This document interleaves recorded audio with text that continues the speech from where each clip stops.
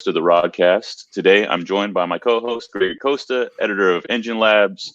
And today, we're just going to have some fun, talk about some stuff that's been on our mind for a little while. The first topic that we wanted to discuss, because we're both in the throes of our latest projects, and they're kind of different than some of the other projects that we've had on our respective titles. And that's because they were both meant to be dailies. So Greg recently purchased a 2020 Mustang, but it's a performance package with the EcoBoost, right, Greg? Yeah, and I still have not accepted that it's a project. In my mind, it's still a daily. I haven't crossed that threshold yet. They're all projects, man. They're all. I know, projects. but You know that. But it's. I'm trying not to. It's fun the way it is, and I really don't need to be doing much. But well, that's that the said, whole thing, right? I do have a list.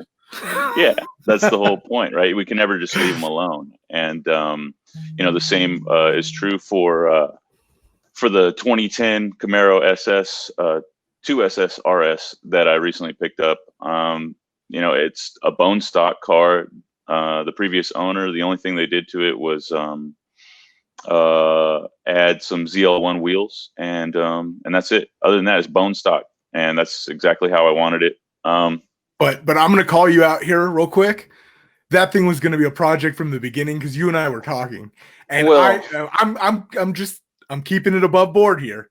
We knew from day one when you were looking for a car, you were not going to leave it stock. It might stay a daily, but it ain't staying stock. Yeah, well, dude, that's been true since the very first car I've ever owned. Even before my Firebird right here. In my teens, but. Yeah, I mean, I've never left anything that I've owned alone. Now that I think about it, I haven't. So yeah, that was never on the table. That was never an option. But the questions that I posed to you were, how do I make this car more enjoyable? How do I make it more fun to drive without ruining the daily aspect of it? And so I guess we should probably define that before we move forward, right? Like what are the necessities that you have to have from a daily driver? And those are going to be different for everyone, I suppose. But for you, when you were shopping for the Mustang, how did it go? Well, before we even get into that, I want to define the difference between daily driver and street car, because we're not even getting into the street car argument. Right. I mean, that has gone as little as it's got a tag, it's a street car. Like, I don't even want to touch that with a 10-foot pole because whatever. But a daily driver is something that literally is your primary form of transportation. Right. And it's literally it's not, it's raining outside, I'm gonna hop in something else. It's your daily driver. No, I have already driven in the rain, but I still have my truck. So if it starts pouring. See, I'm holding myself to this because I do have a driveway full of vehicles that it's real easy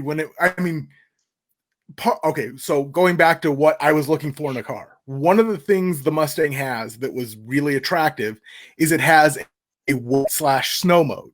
So it has a drive mode that has traction control specific to inclement weather.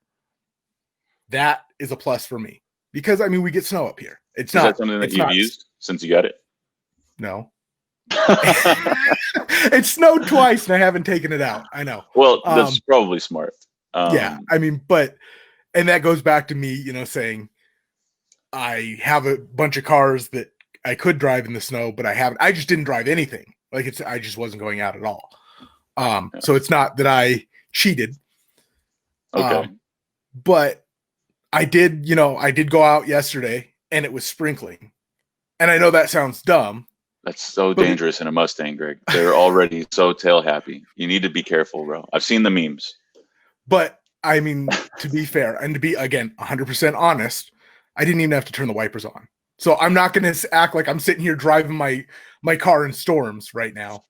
Maybe I will in the future, but right now I'm not. And that's, but I've got the mindset that it's got to be. That's a daily driver, something that no matter what's going on, you hop in and you drive it. Okay, so let's say you have the ability to do that. Yeah. Not necessarily that you will 100% of the time, but you have the ability. If need be, you can drive it as your daily driver. Yeah. And since you and I both, we're both working from home at the moment, so that doesn't really necessitate like some type of tank, but to drive to the office, both of these cars can do that. Then that brings me back to my original question. What were the criteria that the vehicle that you were shopping for, what did it need to meet? Well, for the daily driver, for the comfort aspect, I was actually pretty flexible on that. I did have to have the 101A package, because that's how you get the selectable drive modes. Okay. I didn't need it because of the big screen, although that's amazing and I love it. Now maybe I would be a little more for it, but before I was like, I don't care. Just all the little bells and whistles associated with having, an upgraded entertainment package. I don't even know if that's considered an entertainment, but anyway, I didn't need that, but I got it. I knew the car I wanted and it was all performance based. That's what I needed. In a daily driver, I did need something that I could drive in inclement weather. So that's why that rain snow mode thing made the Mustang a lot easier to swallow as a daily driver. Okay. So, well, there's a point in the road where you and I diverged. While they're both coupe sports cars, they're very different. So the route that I went was used V8 Chevy. You went brand new 4-cylinder turbo Ford. Yeah. So they're as opposite as can be in that respect. Well, I'm not going to lie. The only reason it's a 2020 is because this is the first year they offered that package. Right. If they had a 2015 with this package, I probably wouldn't have been so adamant about the 2020. Also, the color, this is the first year 2020 color. And when I saw this shade of silver, I fell in love with it. I've always been a silver guy, so I know there are people that right now laughing at shade of silver because to them silver is silver. But I'm a silver guy, so I can tell all the different shades, and I have favorites and ones that I don't like. But yeah, so I didn't go brand new because it was like brand new or nothing. In fact, I hate the experience of buying a brand new car. But yeah, I'm still bummed you didn't get that orange one, man. And we won't say what dealership, but somebody snaked it from you, and that's kind of messed up. But yeah, especially after 18 months on the lot. Like literally, like they had to take it out of new inventory and put it into used inventory just because it was so old. Like it had 173 miles on it. Yeah, I know. But that I think, as several people in the industry pointed out to me, because this was right after MPMC, I think it was fate. I really do. Yeah. Because literally you weren't even crazy about that color. You kept telling me like, I wish it was a different color, and but I love that color. I think it's a quintessential Mustang color. Well, see, that's the thing. As far as orange goes, I would say there's at least 3 other oranges that I like better in a Mustang than that one. It was just that orange didn't do anything for me. It just really wasn't the shade that connected with me. Well, we're getting off on a little bit of a tangent here. Yeah, right. Greg. The Mustang colors aside, I think the question that we seek to answer is, how do you, or can you, modify a daily driver and not ruin the best things about a daily driver, right? Reliability, good fuel mileage, comfort, being able to drive over speed bumps, stuff like that. You know what I mean? Yeah, so, and I think you can. Absolutely. I mean, I don't see why not. As much as the cars have advanced in the past, 15 years, let's say, it just technologically, so have the modifications. Right. So it's not like it used to be where, you throw a set of long tubes on something and you're wearing earplugs to drive to work. Well, so see, that's another place where we kind of fork in the road. So you're in Arizona, I'm in California. There are certain emissions laws that I have to abide by that you don't. Yeah. And so there are modifications that you can make that I can't, legally anyways. And well, let's throw another legal disclaimer out there. Legally, it's federal, so we're held to the same standard, technically. Okay, but it's not enforced. I'm just throwing it out there, just Right. to cover our butts. Okay. But yeah, no, I absolutely. You're 100% right. Okay, so so for you, if you said you already have a list of modifications that you want to make to your Mustang, Yep. since you've got it. Do any of them have to do with the overall performance or horsepower numbers of the car or anything like that? No. Well, one, it's an engine part, but it has nothing to do with power. It doesn't increase power. And it's a blow off valve, just because I want the sound. Okay. No, I actually I specifically have said to several people already, I don't want to touch the ECU. I don't Okay. I'm not cracking the valve covers. No power upgrades whatsoever. Okay. So then I guess my questions are, what modifications are you going to make and why? Well, the blow off valve for the sound, just because it's like, my inner kid. Yeah, You got a turbo car, it's got to go, psh, right? You have a turbo car, you want to hear it. Yeah. Sure. Well, I don't need to do exhaust because it came with the active exhaust. I would do an exhaust if it didn't have that. So, I mean, I can turn it on, to track mode and it sounds great. So I'm happy with that.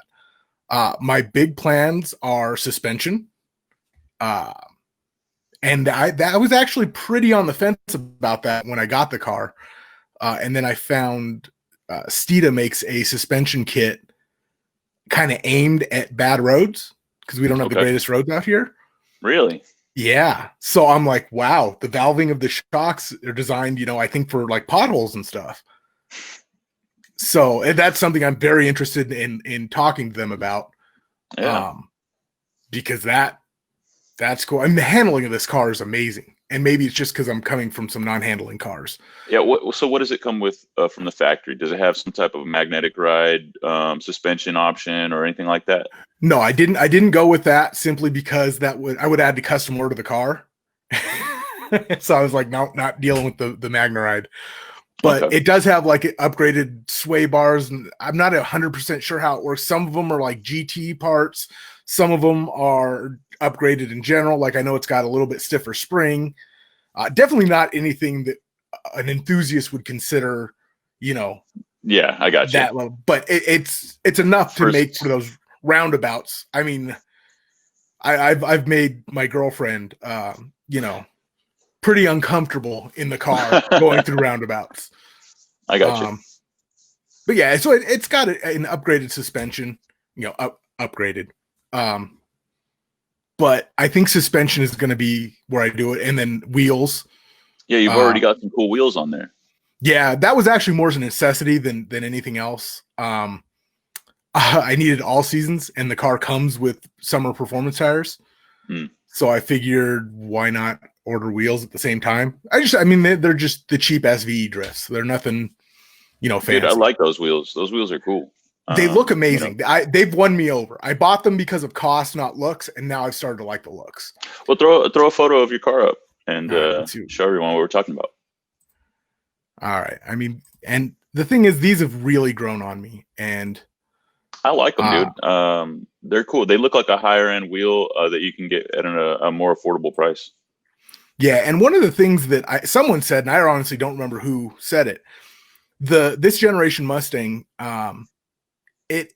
picking wheels is kind of hard because you kind of want that muscle car look, but it's also more of a sports car, more European sports car. So it's definitely like a late model. That mesh pattern looks really good on there. Yeah, it's like I said, they've grown on me. They're very nice, especially for the price. When you start to consider price. No, so are these the same diameter and width as the factory wheels? They're half an inch wider. They're same diameter. They're 19 by 9.5. Okay. Because the factory came with 19 by 9s. These are cool. Those are cool wheels because they have that concave. And what's do you know the offset on these? Yeah, these are plus 35s. So they push it out a little bit. It's somewhat flush. It's not as the kids would say hella flush. But no, it's they're like I said, for their price point, they're amazing. I got 275s all around. Yeah, definitely take care of that. 275s all the way around. Yeah. Man, that's crazy. That's awesome. That's awesome. I mean, and the thing is, you can go wider, and that blows Yeah. me away. I mean, on my 94 Mustang, I have, 275s out back, and I feel like I'm on steamrollers. Well, show us the rear view of the car, Greg. I think you have a photo of that. Yeah, maybe we can get a shot of the tread width. Let's see. Yeah, it's crazy how far we've come, man. I mean, I think you can fit probably the same on the 5th gen Camaro that I have. And so we got a 1st gen F body right here, and the widest you can go out back, I think, is 275 in stock form, if you're not lowered or whatever. And in front, man, you can barely go like 235s maybe. Someone will correct me in the comments. Well, on my black car, I've got 275s out back and 245s up front. And this thing came stock with 255s. And I was like, no, I'm going to go 275s. And then doing the research to make sure I got everything right, I'm finding out there's guys running 305 squares, and part of that is the Shelby stuff, right? 305? Mm-hmm. That's insane, man. But I mean, think about it. We've got guys with the Shelby, GT350s who've been doing this since 16? So they know how to stuff a tire under here. Especially up front. We got Ivan on here saying that he's got 20 by 11s on his 2015 305 35 20s. I'm assuming that's square. He's got 305s at all 4 corners. That's insane. Yeah, see, and that's too much for me. I mean, I'm just going to be honest. I would be happy with a 19 by 10, but I still want to stick with 275s all around. Yeah, well, I mean, I know Ivan, and I know the setup that he has on the car, and it's making quite a bit of power. So, if he was going to do any type of road course or track day or anything like that, he would need that tread width.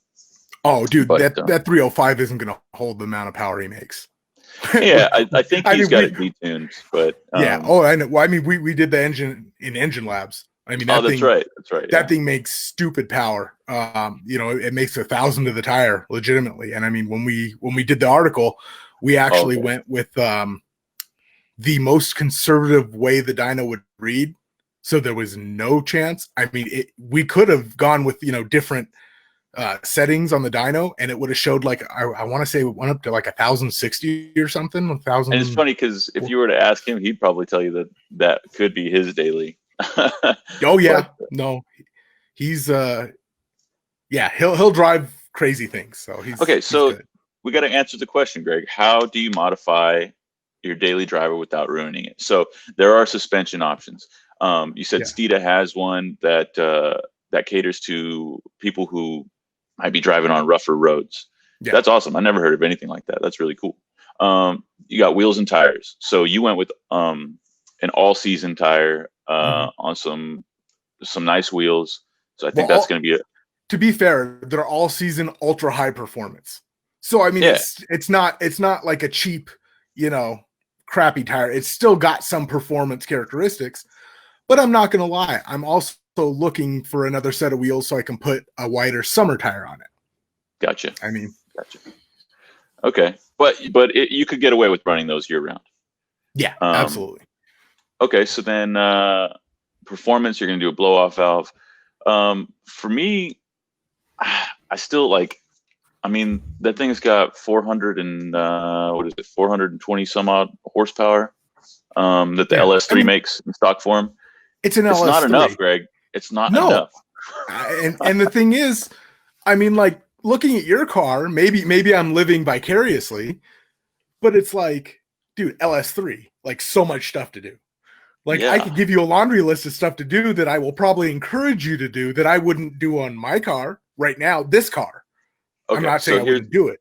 Here's the things that I'm confronted with, right? Like, so it already gets decent gas mileage for a 6.2 liter V8, but I'm comparing that to my daily driver truck that I had before, which is a 08 Silverado crew cab lifted on 35s. So I was getting terrible gas mileage. So anything's going to be better than that. So I'm not as concerned with that, although it does play a role. So the things that I'm more concerned with are being able to pass emissions. So, that limits your exhaust options. You can't delete the cats. there's only certain headers that you can put on. They all have to be carb legal. Yeah. And but I have some other questions for you, being our resident engine guru. And I know that things are a little bit different out here, but there are things that you would do to a normal hot rod that I've had people ask me about, like, can you cam a daily driver? Is it worth it? Will it pass emissions? Things like that. Yeah. What do you know about that, Greg? Well, I've heard anecdotal reports, and I'm not going to swear to these, of people not in California, but in other emissions heavy states who've swapped cams, and because they don't check, like they don't physically pull off your timing cover to check for a different cam, it still passes. With today's computer controlled everything, I don't know if they plug in if they're going to see the tune. But to be fair, Comp Cams has no tune required cams coming out. Or is it Crane? Crap. Anyway, there are a line. We'll follow up with the link in the comments. But there are a line of no tune required cams coming out. So would so those that's going to be your biggest battle? Like, is showing a tune on the computer, because you would have to reflash back to stock, and then it would be kind of running like crap, I would assume. Yeah, I mean, but that's the thing. Like, in MPMC, we all had the meeting with JBA, and they are pushing, their EPA, friendly, I guess, performance stuff pretty heavily, and it's not BS. We have an article we're working on that it's a Mustang, and I didn't pick that. That's not my thing. That's just what they chose as the thing. But it will rival Ivan's car and be emissions legal. Well, dude, we're seeing that already. You know what I mean? Like, people running 9s with emissions intact. Diablo Sport's done it. So has Livernois. They've both done it on with a smaller pulley on their supercharger and a tune, and then changed like a wheel and tire setup. And you're running 9s with. Granted, it's a Dodge, Hellcat Red Eye, but I mean, emissions intact. That's insane. Well, and this I think this brings a question up, and we're going down a side road right now. If you can make the power without, giving a middle finger to the environment, should you? Because I can tell you what.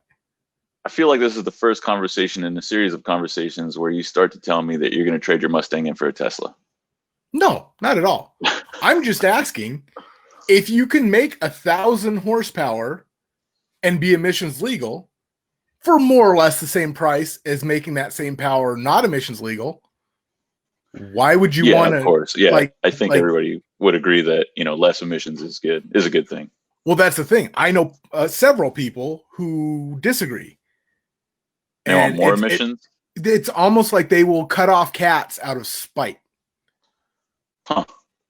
And do those guys drive a diesel? No. It's like rolling coal. Is that the thing? I don't know, man. I can tell you that's not, like, I'm not factoring that into any of my decisions based on like, I got to save the environment by going green. Like, I think we'll be fine. Why I'm factoring it into my decision is because I'd like to, if it's going to be my daily, I don't want to be pulled over and be like, hey, and have to go see a smog referee or whatever. Especially in California. I remember my days in California. I may or may not have been completely smog illegal. I don't know. I don't know if there's a statute of limitations on that. Well, for me, but it was a fear. Yeah, for sure. You don't want to get your hood popped. That's like a big deal, right? So for me, I think having carb stickers on any modification, that's a big deal for me, right? So if I do headers, if I do any type of catback, it's got to be smog legal. And there are options, to your point, JBA. Oh man, there's a handful of options. MagnaFlow. MagnaFlow's really good about the carb stuff. The 50 state legal, I think they call it. The interesting thing for me was, and maybe you can kind of develop this idea.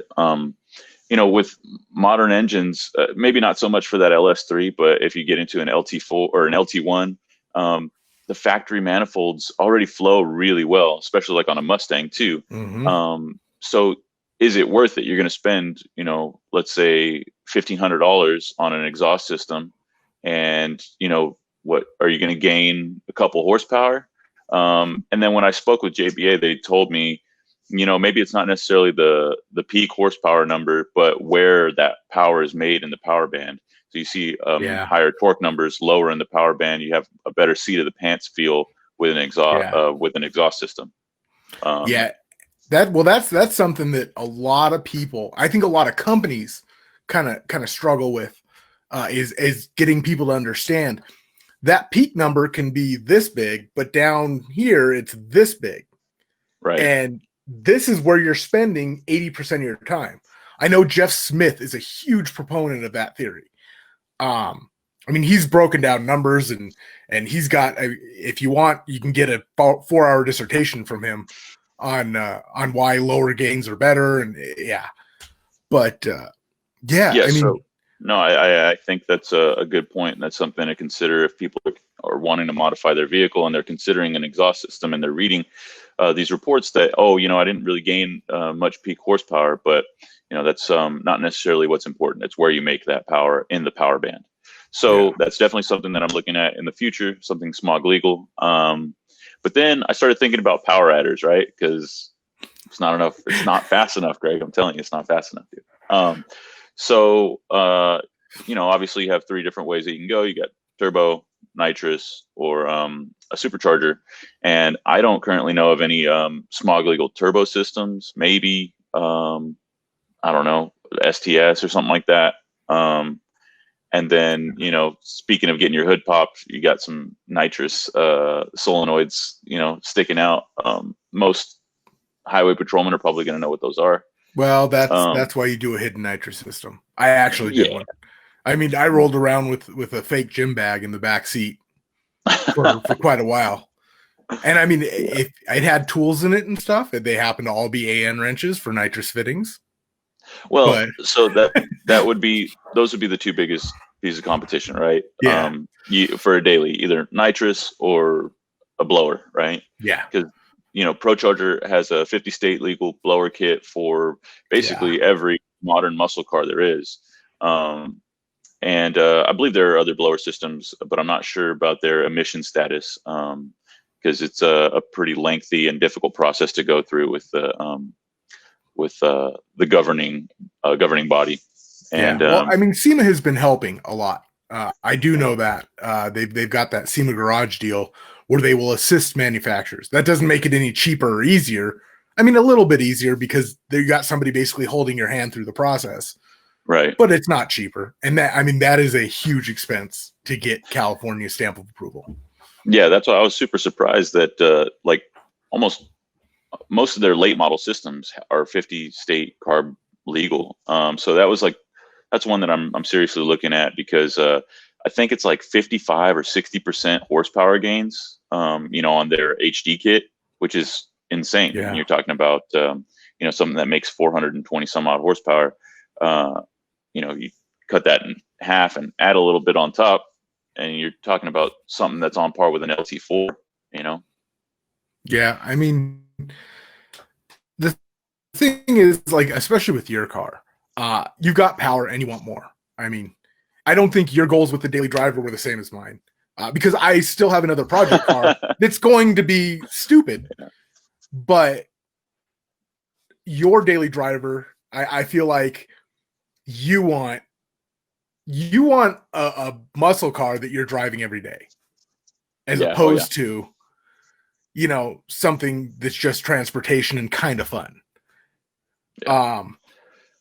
That's a good point. I don't have a crazy long commute. I think I drive, 8 or 9 miles to the office, under normal working conditions. And so, and most of that's on the freeway. So, a little bit extra power, would certainly be appreciated. and then we got all kinds of back roads and canyons around here. So yeah, the fun aspect is a lot more important to me than fuel consumption or something like that. Yeah. Well, I mean, and plus, I think either one of the cars, like since I've had my Mustang, I have had more little imports try to race me. Like, and we need to show your car because your car just looks tough, right? Oh yeah, we haven't shown it yet. Yeah, like right. Bone stock, your car looks tough. So you really cool. You do need the power to back that up. I downplayed it. I said the only thing that he did the previous owner did before I got it was the wheels, but he also lowered it on a set of iBox springs. They don't ride too bad, and they didn't lower it. It lowered it about an inch all the way around, and other than that, it's bone stock, man. But I mean, look at that. That is tough. Yeah, that is a tough car. I get why you need more power to back that up. I really do. Yeah, man. I mean the LS3 is already making good power. It's fun to drive. I'm talking a little bit of crap, but yeah, more fast is more good, right? Right. Faster is better. Yeah. But yeah, so those are the plans, right? It's already got some cool wheels. I just want to make some more power, make it more enjoyable, but I need to fit inside the parameters of carb emissions. And so I think that we inadvertently answered that question. There are things that you can do. You can do, the exhaust system that you want, as long as it's carb compliant. In your case, you can do an exhaust system. If anything, it'll make the motor more, or the engine more efficient. And if you want to do a power adder, then there are options out there that are carb compliant no matter where you're at. And then handling, to your point, there's all different types of options for handling, which is probably going to have the largest effect on the enjoyability of the car rather than making more power. If you can go around a turn fast, then that's going to be a fun car. Yeah, and when you're going around a turn, fast is very relative. I mean, when you're going in a straight line, fast goes away real quick. Like all of a sudden 100 feels like nothing, and then 120 feels like nothing, and then 140 feels like nothing. But you can go, around a roundabout where there's a 25 mile an hour speed limit, and you hit it at 35, and you feel like you're in a rocket ship. Exactly. And in reality, you're not really breaking the law that much. Dude, our buddy Sean can attest to that. He'll tell you all about his Miata that makes 95 horsepower, but it's so much fun to go around a racetrack. Oh yeah, I've been in a spec Miata before. They feel like, you're gonna fly out of the car. Those things pull such crazy lateral G because they just don't slow down for turns. Exactly, man. It's like driving a big go-kart. Yeah. And so yeah, there are lots of options you can do. I think we sufficiently answer that question. How do you modify a daily driver without ruining it? Put some sportier suspension on it, do some power adder modifications, maybe not power adder modifications, but increase the horsepower by doing some modifications, maybe exhaust, maybe it's something big like nitrous or blower, and make it more comfortable with different wheels and tires. I think those are probably the big things, right? Yeah. And if you look at modern stuff, it used to be that there were race seats and this and that, and it's like, it's not even. I like the seating systems. The modern seating systems are so amazing. They're good, man. They got nice bolstering on the sides. They're proper sports car seats. Hey, you mentioned going in a straight line, right? Yeah. And I don't want to beat that with the dead horse. I think we covered it. But something that's been on my mind, and I sent you the link to it earlier, is an article that our fellow editor Brian Havens wrote about going in a straight line, but doing so in the brand new Corvette C8. And correct me if I'm wrong, but there are some people who have already cracked that 10-second mark in a C8, which is pretty dang impressive, man. Well, there's some really cool stuff not behind the scenes, because he's laid it all out there. But if you look at what's going on, like really dig into it, there's some cool stuff. Let's watch the pass first. Yeah, let's see it. All right, so let's get that up.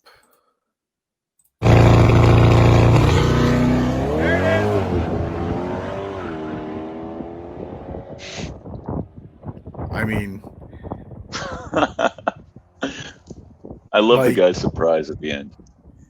well, 1065 or 130. Is that right?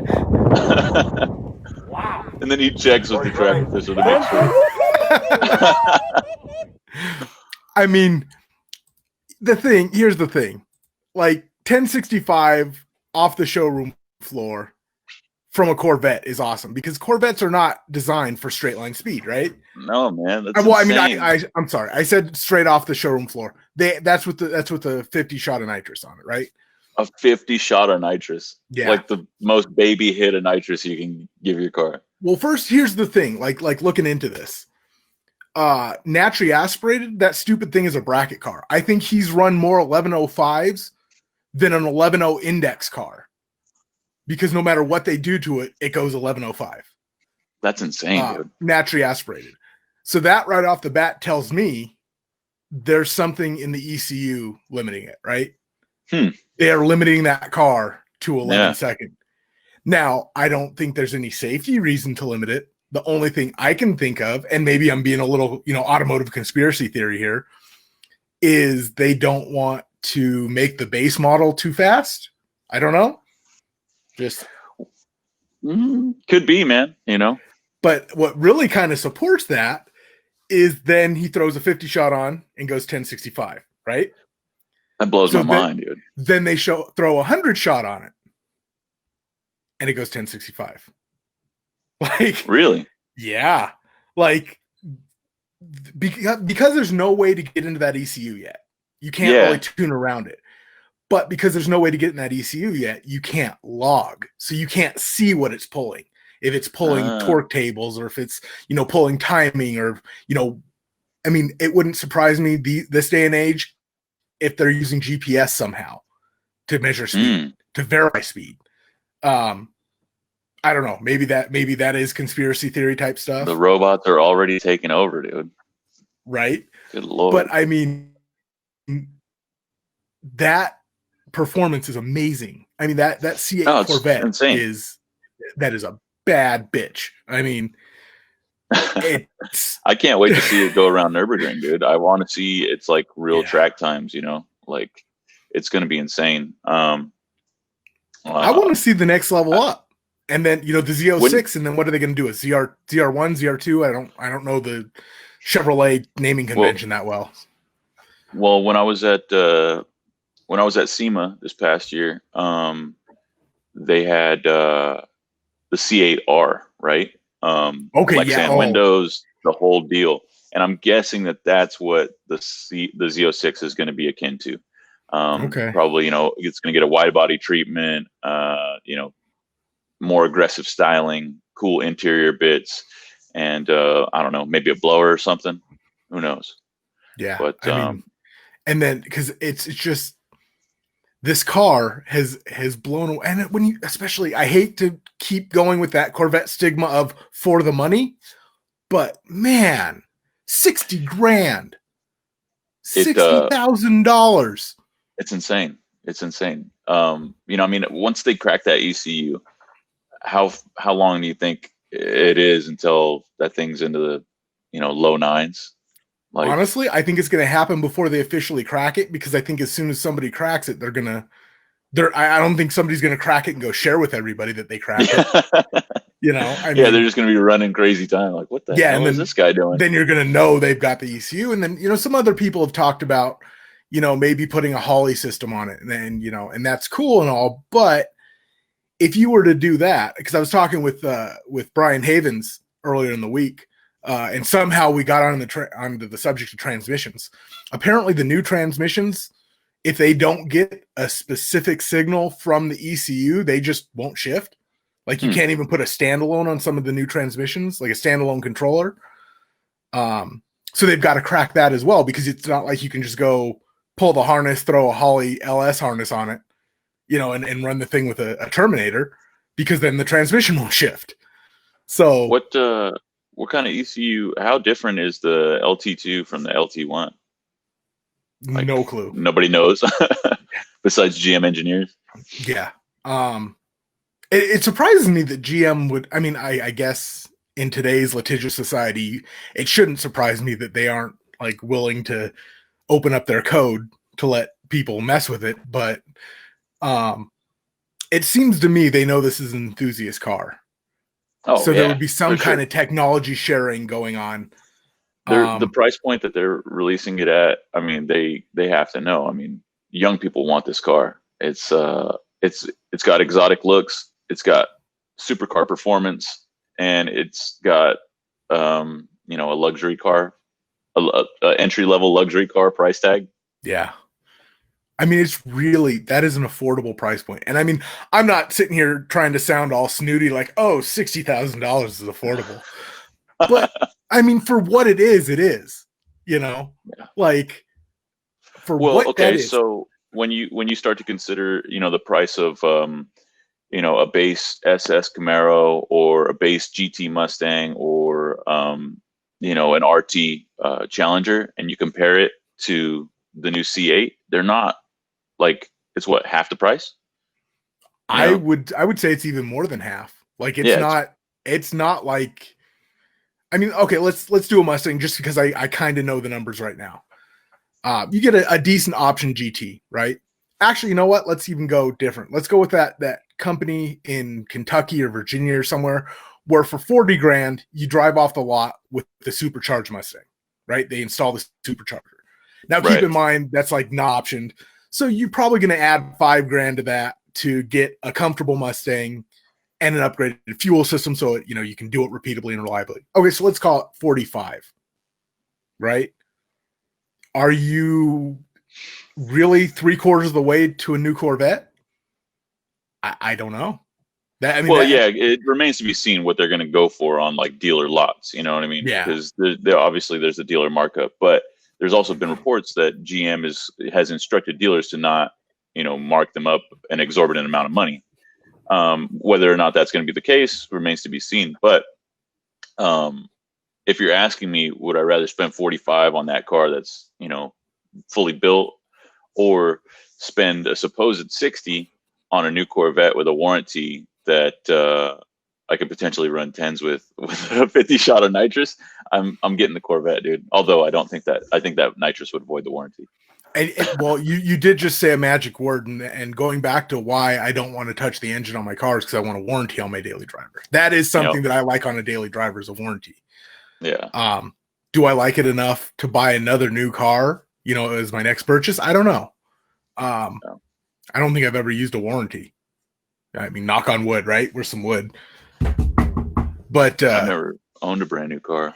I don't even know what that's like.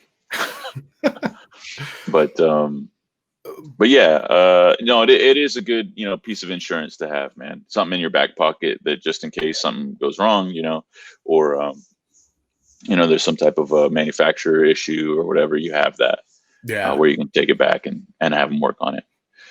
But the C8's not the only vehicle that's come out recently that is piquing everyone's interest. There's something in the off-road community that has recently been released, and yeah. I'm sorry, I'm just reading the comments here, and Sean Brereton said 119 horsepower, not 95. I'm sorry, Sean. Yeah. Well, dude, I mean, if you think about it, yeah, it's only 20 horsepower difference, but it's also 20%. Yeah, exactly. Sorry, Sean. You know I like the Miata. Don't hate me. But yeah, to my point, yeah. So there's another vehicle that's taking the off-road world by storm. Greg, I think you have probably a picture of it. Yep, I'm pulling it up. A leaked picture. Yeah. And Ford has had a lot of problems with leaked photos and information, but there it is, man. The new Bronco. What do you think, dude? I mean, I've always had a soft spot for the classic Bronco.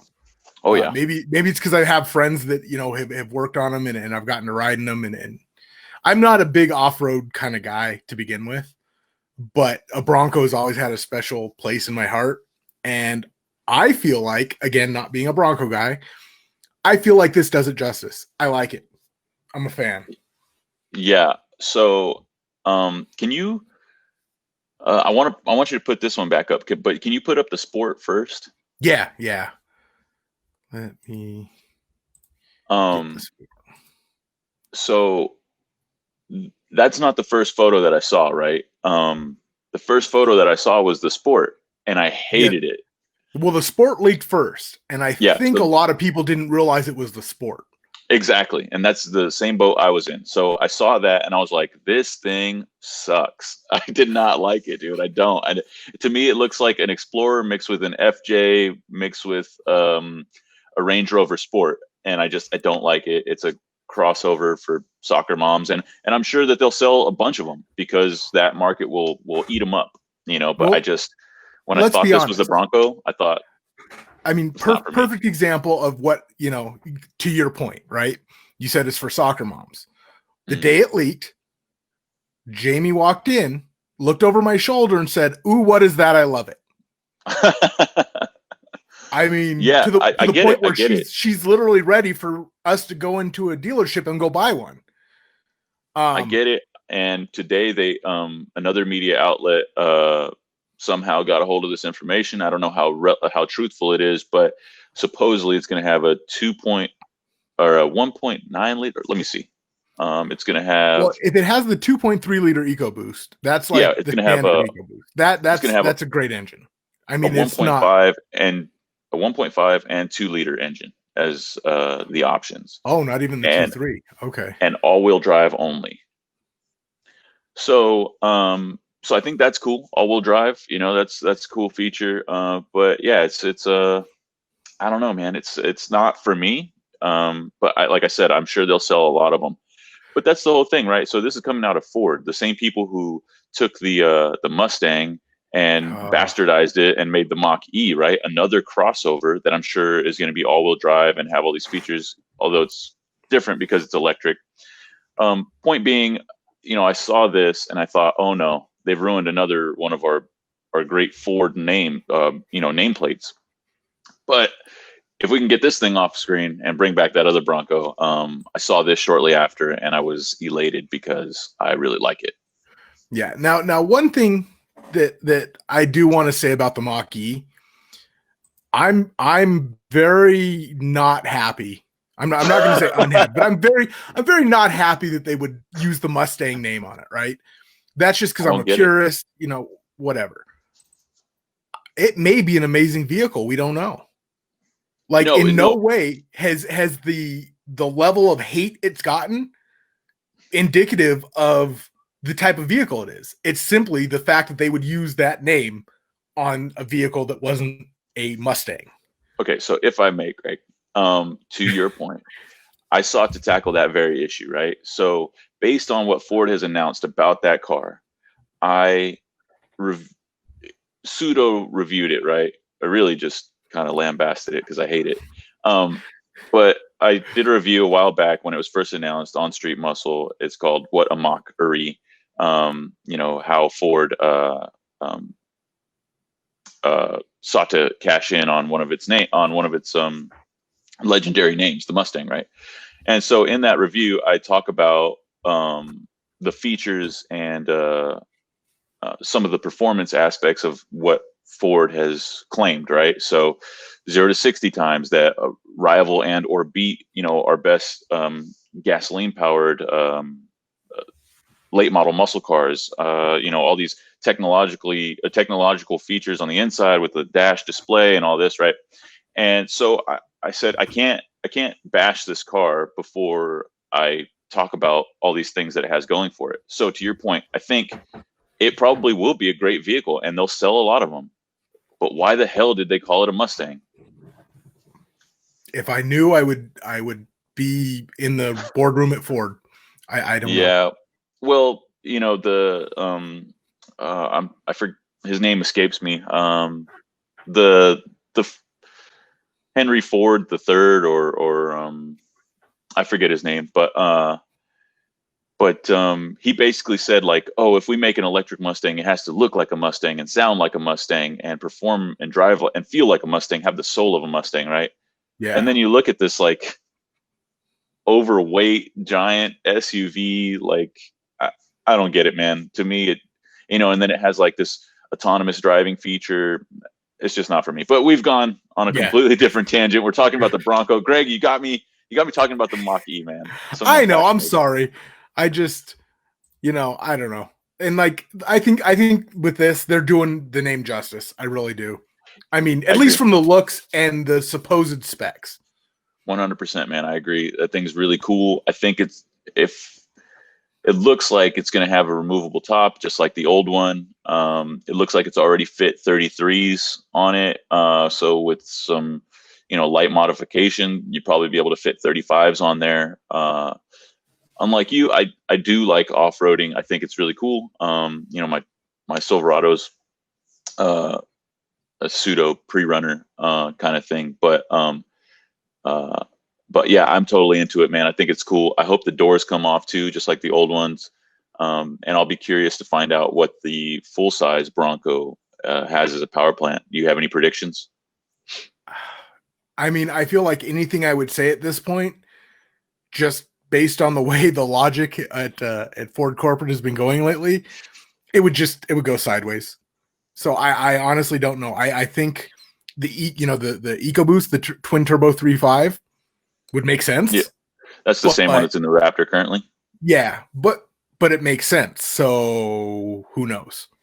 Well, I think this is a little bit different, right? So like the Raptor is made to just basically haul butt in the desert, be like a really cool pre-runner type truck.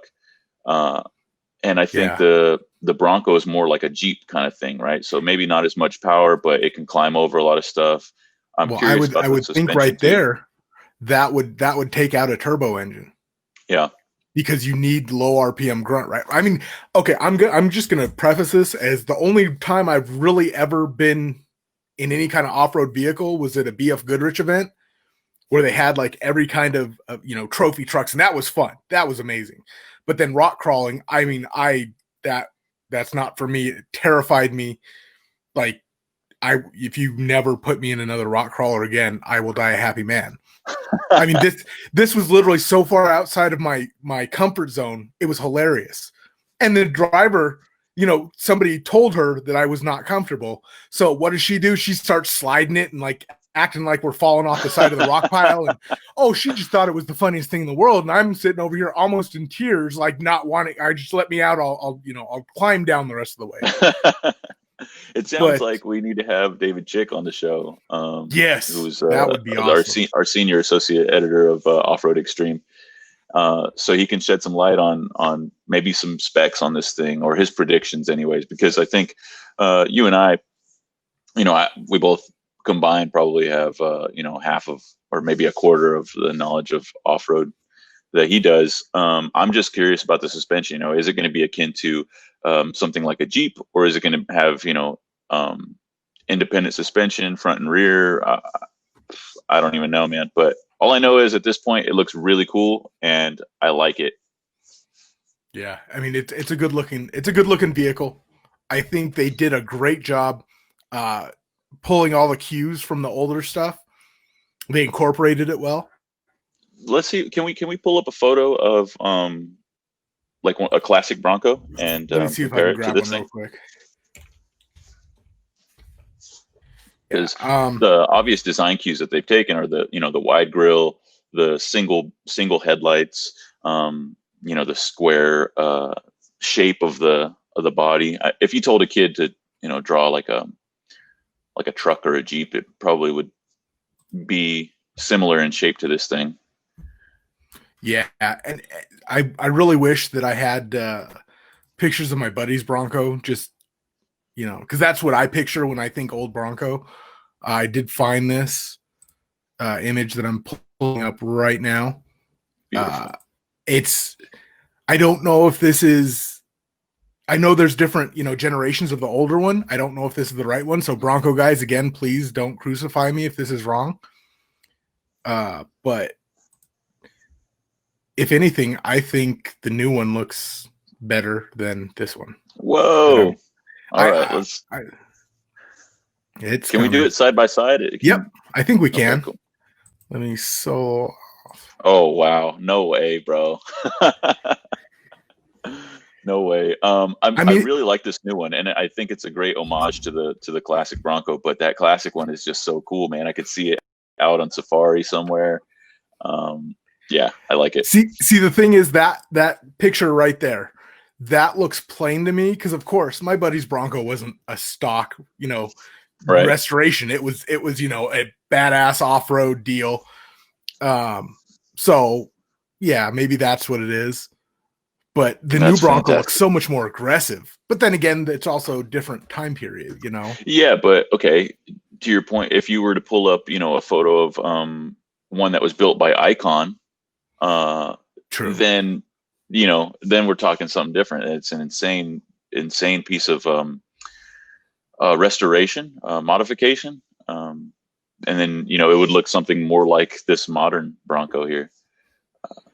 But I like classic stuff, man. I really like that old school Bronco. My grandpa had a Toyota FJ like way back in the day, in the 70s, and to me, like that's shares some of the same DNA. So that's why I like them. Yeah, for sure. I'm not saying that I wouldn't drive that old Bronco and I wouldn't love it. I'm just saying it looks a little bit on the plain side to me. So if the new Bronco is meant to be this like kind of like crawling all-terrain utilitarian vehicle, what Ford power plant at the moment lends itself to that? Being that low-end grunt that you were talking about. The 7.3. Will it get that? I highly doubt it. But why is that? I mean, it's the engine out of their medium duty gas engine. I don't know that fits that, especially when you start to get into like cafe standards and corporate, right. corporate alignment and stuff way above my pay grade, But I think if that came out with the 7.3, oh man, I feel like they would literally have a shortage of Broncos. Yeah, maybe, man. Okay, well then what's the next step down from that? I mean, realistically, Coyote, because that's their only other V8, right? And the Coyote's too high strung. It doesn't work. It doesn't work in that application. I don't think. Again, I'm not an off-roader. Maybe it does. I don't know. Are you wearing an SB t-shirt right now, Greg? Yes. Let's see it. What's on it? It's just the old Powered by SBT logo. Oh, okay. I think I got it in 2003 or 4. Like, oh, I'll be curious to see like the special editions that they come out with for the Bronco. Yeah, and I know that's something that getting into nameplate engineering and stuff like we were talking about. With my Mustang, they missed the opportunity to call that the SVO. Oh yeah. Now I get it. There is no SVO anymore. Like there is no special vehicle operations. Just like there's no special vehicle team. It's now all Ford Performance. But if they can call the Mach-E, they can call the high performance package 2.3 liter an SVO. That's my opinion. Fight me. I mean, yeah. I don't know, man. Ford has made some questionable decisions with their badging, and so. But I will say that this Bronco is the first step in winning me back. So yeah, I mean, they did well. Yeah. I mean, like I said, I have a feeling we'll be test driving a Bronco Sport. Like, I get it. It's but everything you compared it to are good, crossovers, right? Yeah, yeah, for sure. Like I would love to have, a police interceptor package Explorer. Those things are awesome. Yeah. I would love to have a Range Rover. I mean, I don't want to pay maintenance bills on it, and I don't want the payment, but that'd be awesome.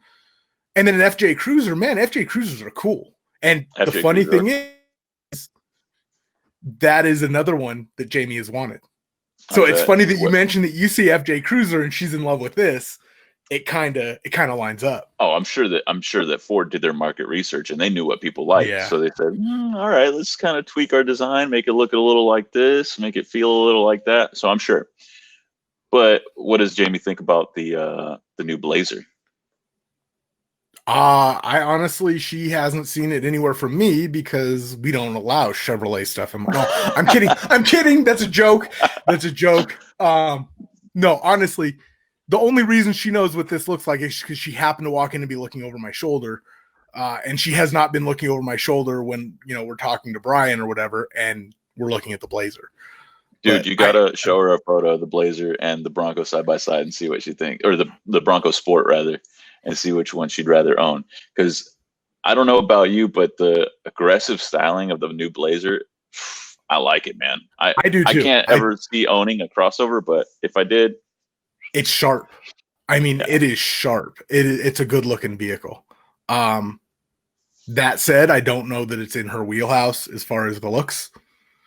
I think the retro styling might be. I don't want to speak for her, but I think the retro styling might be her thing. Okay, yeah. Well, that makes sense. I mean, but for me, I don't know. That new Blazer looks like a 6th gen Camaro, but just kind of fat. Well, I think that's exactly what they were going for. Yeah. I mean, it almost looks like if GM were to do what Ford's doing with the Mach-E, that could be a Camaro SUV, right? Yeah. Like if they were going to pull that, for sure. But that's in that article that I wrote, which Amanda just posted in the comment section. Thank you, Amanda.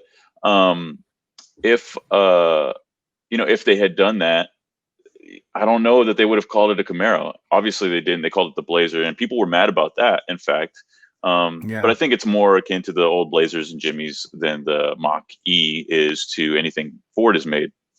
But in that article that I wrote, I said, one thing that they didn't do with the Blazer is they didn't put Z28 badges on it.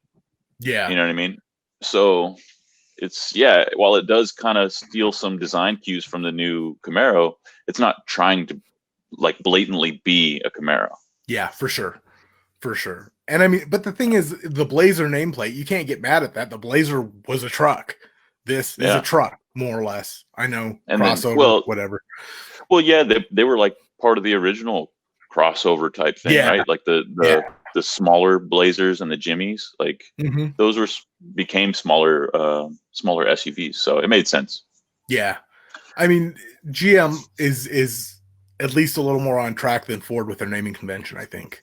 Yeah, and Dodge has them both beat with their naming convention. I think they're they do really well with their marketing and the names of their vehicles. It's pretty cool. Well, I'm not gonna lie. I took a little bit of needing to warm up to their new nameplates. Really? Originally, yeah. The whole challenge. The Charger was a big. Why? Because of the 4-door? Yeah. And it looked like a sedan. Think about the early Chargers. They weren't overly muscle car-y. They were sporty, but they weren't. They were huge. They were big cars. That's why I let them get away with it. Like, okay, the Chargers are bigger. They're the big body, right? Yeah. And then the Challenger is the sportier coupe, the pony car, if you will.